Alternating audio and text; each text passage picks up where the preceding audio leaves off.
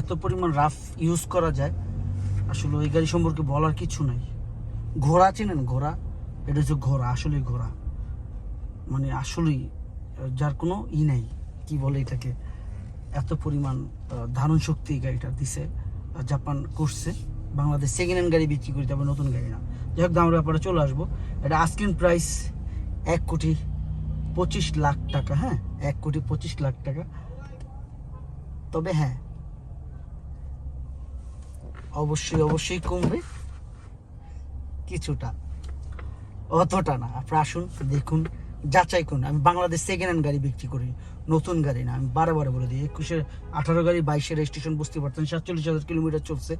না বলতে কোনো শব্দ নেই, এটা জিভিএল থেকে সব কিছু, sound of GVL, beige interior থেকে সব কিছু। আর কোনো ভুল থাকলে মাফ করে দিবেন। আমার চ্যানেলটা সাবস্ক্রাইব করে রাখবেন এবং বেল বাটনটা ক্লিক করে রাখবেন।